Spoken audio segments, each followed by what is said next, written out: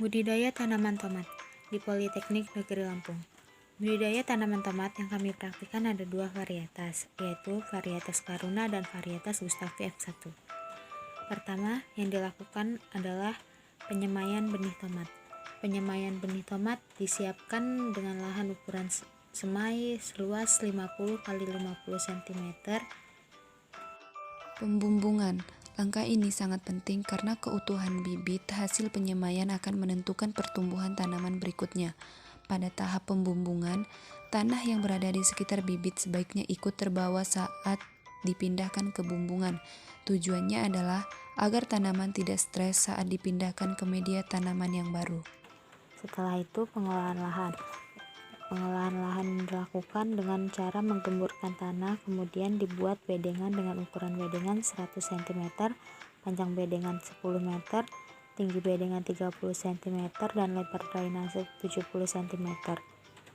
Setelah itu, pemasangan mulsa plastik hitam perak.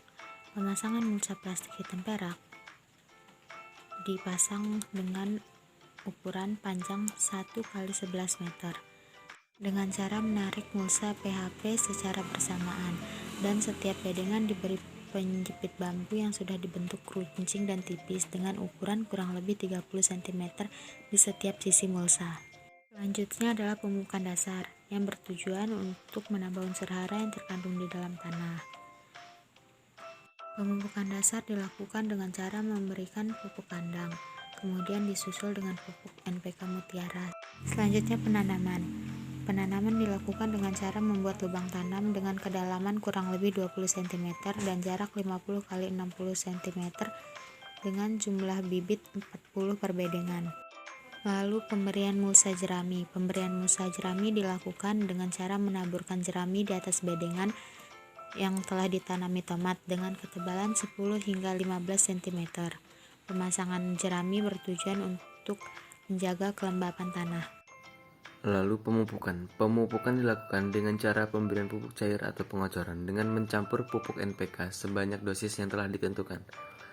Untuk pemupukan sendiri, pada awal pemupukan dilakukan saat tanaman berumur 5 hari setelah tanam dengan dosis 1,5 gram per liter dengan takaran 250 ml per tanaman. Begitupun pemupukan pada umur 8 hari setelah tanam hingga 12 hari setelah tanam. Lalu ketika umur tanaman sudah mencapai 19 hari sampai 28 hari setelah tanam, dinaikkan dosis tersebut menjadi 5 gram per liter dengan takaran 500 ml per tanaman. Selanjutnya ada penyulaman. Penyulaman dilakukan bila bibit tidak normal atau mati, yaitu dengan cara mencabutnya dan diganti dengan bibit baru. Sebaiknya ketika melakukan penyulaman dilakukan pada sore hari agar tanaman tomat dapat beradaptasi dengan lingkungan barunya. Yang selanjutnya adalah penyiangan. Penyiangan dilakukan untuk membersihkan tumbuhan pengganggu seperti gulma yang dapat mengganggu pertumbuhan tanaman tomat. Lalu pembumbunan.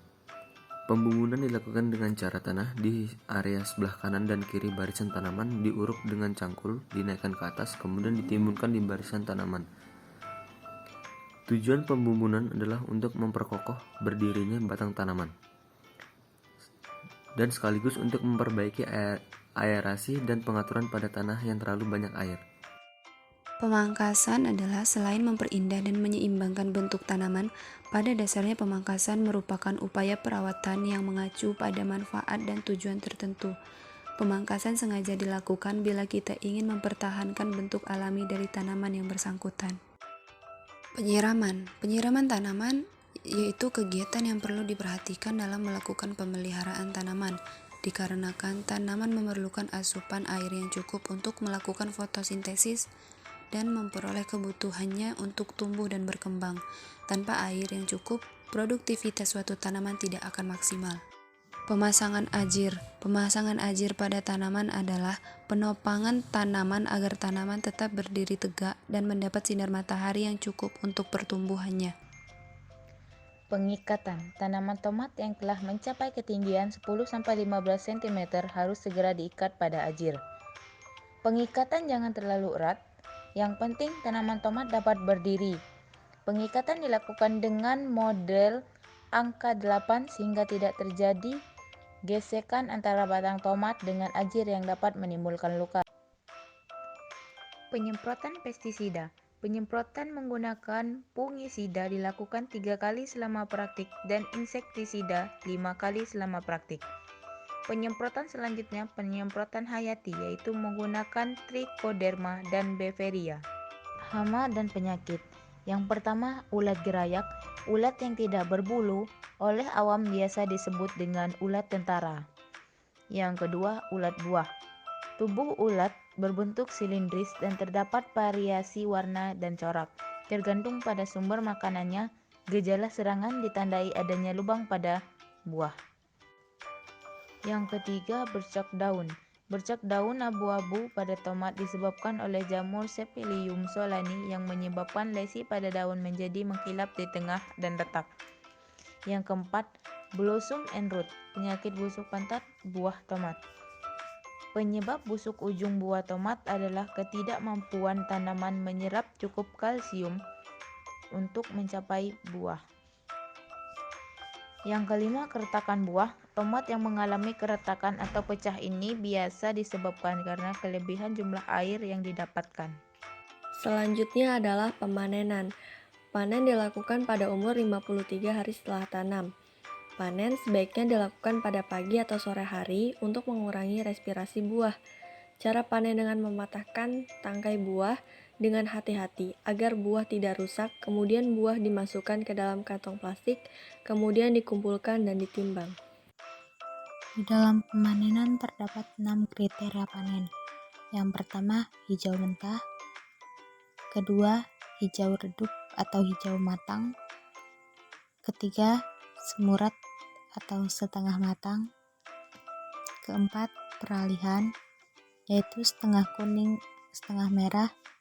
Yang kelima, merah. Dan yang terakhir, merah sempurna. Selanjutnya adalah proses pemasaran. Pemasaran adalah aktivitas dan proses menciptakan, mengkomunikasikan, menyampaikan, dan mempertukarkan tawaran yang bernilai bagi pelanggan, klien, mitra, dan masyarakat umum. Pemasaran dimulai dengan pemenuhan kebutuhan manusia yang kemudian bertumbuh menjadi keinginan manusia. Dari kelompok kami, hasil panen keseluruhan yaitu 130,5 kg dengan penjualan dengan harga 7.000, terjual 45 kilo sebesar 315.000, dengan harga 6.000 terjual 40 kilo dengan jumlah 240.000, dengan harga 5.000 terjual 45,5 kilo dengan harga 227.500. Jadi totalnya adalah 782.500 dengan pengeluaran yaitu kita membeli kantong plastik sebesar 19.000. Jadi total yang didapatkan adalah 763.500. Baik, itu saja penjelasan dari kelompok kami. Sekian, terima kasih.